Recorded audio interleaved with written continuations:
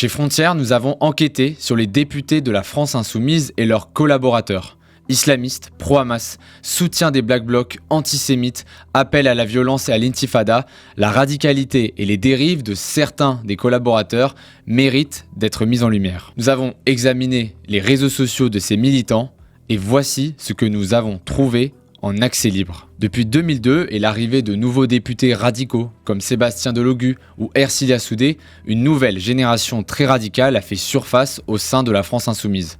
Plusieurs de ces militants, proches des groupes extrémistes ou des idéologies dangereuses, sont devenus des attachés parlementaires à l'Assemblée nationale. C'est le cas de Lamine Benma, à l'époque attaché parlementaire de Sébastien Delogu, qui s'était fendu d'un sinistre tweet faisant l'apologie du 7 octobre, le même jour de l'attaque. Gloire au peuple palestinien. Aujourd'hui, les résistants palestiniens brisent les barrières des forces d'occupation. Il est nécessaire de leur assurer toute notre solidarité. #FreePalestine. Une tâche indélébile sur son parcours, éclaboussant jusqu'à son député, qui a fini par le congédier devant une polémique qui commençait à monter. Un autre collaborateur de Sébastien Delogu illustre, lui, la violence verbale de LFI. Le 8 avril 2024, il commente une photo sur X. Les Macronards ne sont plus Charlie ou quoi? La photo en question, une manifestation à Nantes où des Black Blocs ont pendu, puis brûlé un mannequin au visage d'Emmanuel Macron. Les appels à la violence sont décomplexés du côté des attachés parlementaires du député marseillais. Mais il n'est pas le seul. La collaboratrice de Daniel Obono, Émilie Pomar, est quant à elle membre des Dégommeuses, une équipe de football féminin fondée en 2012 qui revendique un féminisme décolonial et inclusif. Elle s'investit pleinement dans des combats chers à l'extrême gauche. Le collectif milite très activement pour le port du hijab dans le football, dénonçant sur X l'islamophobie structurelle de la Fédération française de football, accusée d'humilier et d'écarter les musulmans par ses restrictions sur le voile ou le ramadan. L'association radicale, dont Émilie Pomar est l'une des figures de proue, n'hésite pas à relayer les publications du CCIE, prolongement du CCIF, qui est un collectif dissous pour islamisme, et va jusqu'à organiser des matchs avec des collectifs fréristes comme les hijabeuses ou Basket pour toutes, dont l'objectif est d'imposer le hijab dans le basket et le football. Les dégommeuses apportent également leur soutien aux manifestants pro-palestiniens ayant protesté contre un match France-Israël, appelant à un boycott total de l'État hébreu. Le 7 octobre 2023, jour des attentats du Hamas, la collaboratrice d'extrême gauche relaie sur X. Dans un conflit colonial, le niveau de violence est fixé par l'occupant.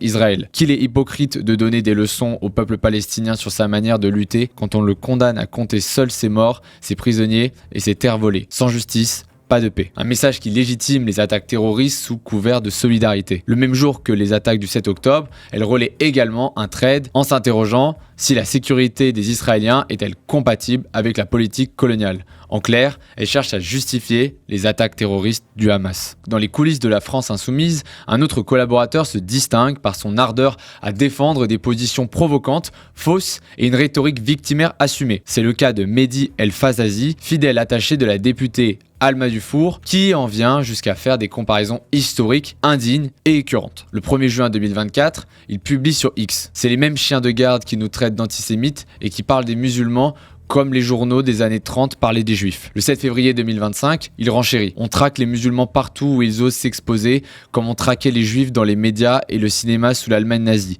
Et ça ne dérange pas grand monde visiblement. Un parallèle qui est inacceptable, jetant de l'huile sur le feu et qui montre une méconnaissance de l'histoire au sein du parti, surtout au moment où il publie une affiche antisémite sur Cyril Hanouna. Mais il n'est pas le seul à se lâcher sur les réseaux, comme dans l'équipe de Ségolène Amiot, où Marion Lopez, une ancienne collaboratrice parlementaire, appelle plusieurs fois à la violence. Face à une pancarte anti-Macron en manifestation, elle tweet « Tu connais l'histoire, les rois finissent à la guillotine ».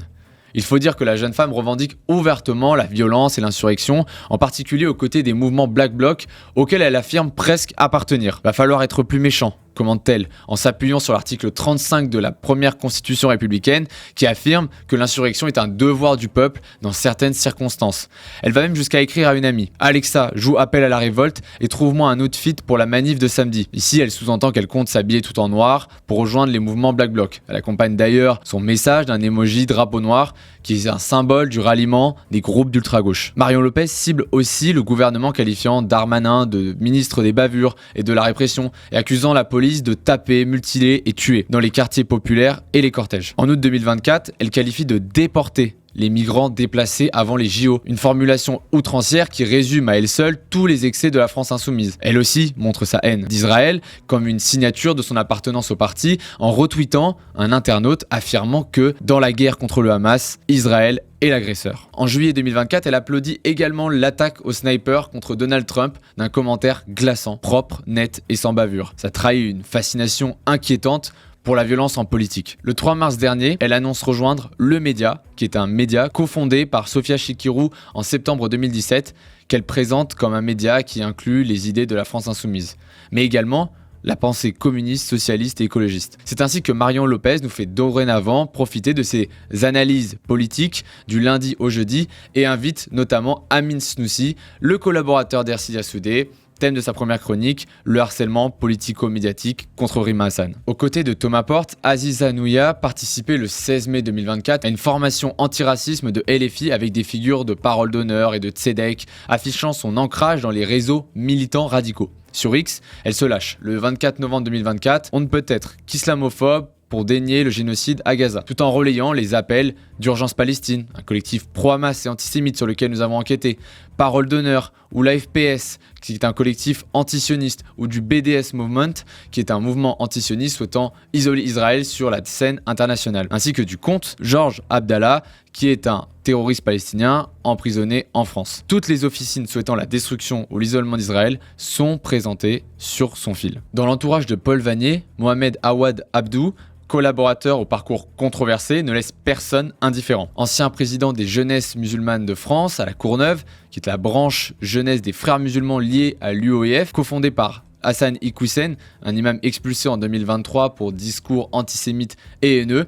Il affiche un CV teinté d'islamisme et souhaite devenir le maire de la ville en 2026. En 2015, il utilise le hashtag Rabia, ce qui est un symbole des frères musulmans, tout en soutenant Mohamed Morsi et Erdogan, qui sont des figures prisées des islamo-conservateurs. Le 21 juillet 2024, il qualifie Israël de monstruosité sans nom sur X. Le 6 février 2025, il appelle à une marche contre l'islamophobie, une manifestation qui est symbolique dans les cercles islamistes depuis 2019, à laquelle avaient participé notamment le CCIF et Baraka City, deux associations dissoutes pour islamisme. Il déclare également les femmes musulmanes en France sont discriminées à tous les niveaux, affirmant qu'elles seraient interdites de travailler, de chanter ou de faire du sport, qui est un discours mensonger et victimaire typique des islamistes. Par ailleurs, malgré les révélations de notre média sur le colistier pro-Hamas de Louis Boyard, Mohamed Awad persiste. Bravo à Louis Boyard et à ses colistiers. Au sein de l'équipe d'Ercilia Soudé, Richie Thibault, ex-gilet jaune reconverti en collaborateur, se forge une réputation d'agitateur sulfureux. Le 5 octobre 2024, lors d'une manifestation pro-Palestine à Paris, il proclame « Le seul chemin dans les rues de Paris, c'est l'intifada ». L'incitation au soulèvement lui vaut un signalement par le préfet de police et une interdiction d'accès au Palais Bourbon dès le 18 octobre, une sanction qui est rare sous la Ve République. Ce militant de 20 ans, fiché pour violence et appelant à la création de milices de défense, traite les forces de l'ordre d'enfants de Pétain. Le 14 octobre 2024 sur X, il s'est alors attiré une plainte de Bruno Retailleau pour injure publique. Interpellé au Salon de l'Agriculture 2024 pour menace contre Emmanuel Macron, il incarne une LFI attirée vers l'extrémisme sous couvert de révolte populaire, un profil qui reflète un parti plus à l'aise dans la confrontation que dans les institutions. Mathieu Garnier, collaborateur et responsable de la communication d'Ercilia Soudé, battu aux législatives en 2022, est présenté sur TikTok par la députée elle-même le 20 août 2024 comme Mathieu Garnier, le harceleur de journalistes. En effet, il est accusé par le journaliste Lucas Jakubowicz de mois de messages moquant sa famille de déportés et son père en connaissance de cause puisque celui-ci est orphelin. Sur X, il insulte de journaleux, de fils à papa, de sectaires et nombrilistes et écrit le 10 novembre, le gars parle de sa famille décimée par les nazis juste avant d'appeler à défiler avec eux. Une attaque qui mêle cynisme et bassesse. Dans l'équipe également d'Ercilia Soudé, il reste encore Amin Snoussi, journaliste exilé de Tunis pour ses critiques envers le président Kais Saïed. Exclu de l'Assemblée le 4 juin pour avoir porté un kéfier, il tweet « La solidarité n'est pas négociable ». La publication est par ailleurs saluée par la militante Sabri Nawaz de Parole d'honneur. Le 25 octobre 2024, sur le média, il affirme « L'islamophobie est un racisme toléré ». Puis il célèbre Médine le 12 août 2024, soutient Georges Abdallah le 20 octobre et défend la marche contre l'islamophobie le 6 février. Ses interventions sur Al Jazeera renforcent son rôle de porte-voix radical. Partage d'ailleurs ce combat avec Ismaël El Hajri, Personnage trouble dans l'ombre de Louis Boyard, lui aussi connu pour sa réputation sulfureuse, notamment pour avoir défendu le CCIF et Baraka City. Dans la violence, Arthur Courant, collaborateur parlementaire d'Aurélien Saint-Toul, revendique son appartenance au virage d'Auteuil. Ce fief des ultras du PSG, aujourd'hui largement acquis à l'extrême gauche Antifa, s'est notamment illustré lors du match PSG-Atlético par le déploiement d'une banderole géante Free Palestine, représentant un combattant en kéfier ressemblant à un membre du Hamas. Il cautionnera également une violente agression de certains membres des ultras d'Auteuil contre des supporters de Lyon qui fera 38 blessés. Cette violence contre les Français, on la retrouve aussi chez Manon Montmirel, fidèle acolyte d'Éric Coquerel, qui s'est distingué par une saillie aussi crue qu'outrancière sur X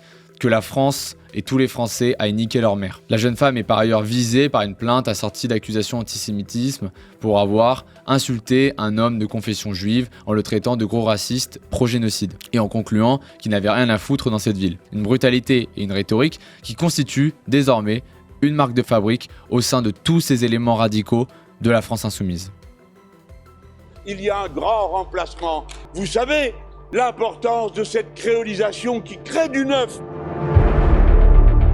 Ils se vantent d'être les remparts de l'antiracisme. Il y a un continuum raciste en France. Ils jurent ne pas être antisémites. Qui pourrait encore les croire ? La France insoumise n'est pas un parti ordinaire.